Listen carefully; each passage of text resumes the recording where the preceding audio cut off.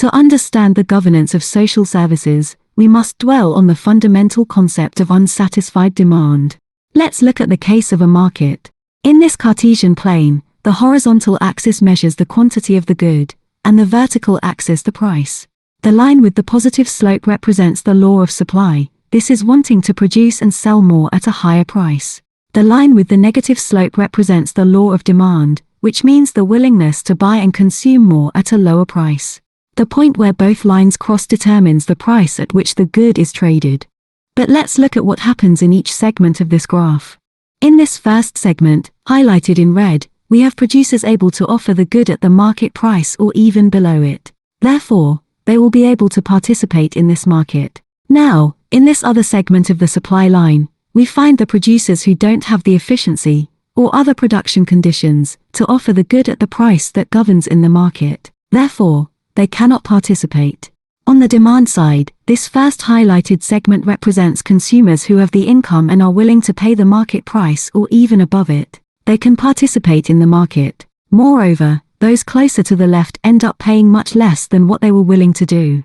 Now we arrive at the last segment, which represents consumers unwilling or unable to pay the current price of this good or service. This segment is the unsatisfied demand.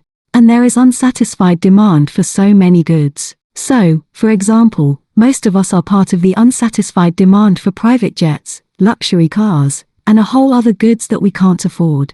But we are also part of the unsatisfied demand for many other things that we could pay for, but we are not willing to do so. For example, we may have the money to buy the last release iPhone, but we just think it is too much for a phone. Therefore, we prefer to buy a cheaper one, and use the saved money for something else. Nevertheless, in many cases, the unsatisfied demand for a specific good or service responds to an evident lack of income and not to a problem of preferences. Moreover, many goods are basic needs of great importance for an individual's well-being. These are called social goods or services. Social services are, for example, education and health.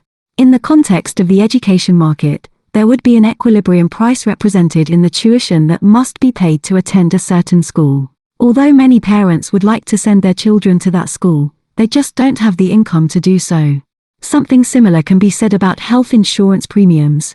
Notice that unsatisfied demand for these social goods or services is not necessarily a market failure. On the contrary, the markets for these services may work well. They don't have problems of non-rivalry, non-exclusion, externalities, and so forth. So, it's a different consideration why governments intervene in these markets. It's more a sense of solidarity. It's the expectation of social mobility. This expectation has allowed to build a consensus around some goods or services for which there shouldn't be unsatisfied demand, for which there should be universal access or coverage. In addition to universal coverage, the second objective of social mobility governance is the quality of these services, which is often sacrificed in the pursuit of access. So, therefore, the fundamental dual objective of social services governance is universal coverage with quality. Without a doubt, the discussion of which services have a social character is political. Generally speaking, no one disputes that, for instance, education should be a social service, but what quantity and quality of education do continue to be the subject of arduous political debate, and it's in this type of discussion that the political and economic systems merge. We believe 4 social services should be part of any prosperity governance agenda. These are early childcare, education, health, and habitat.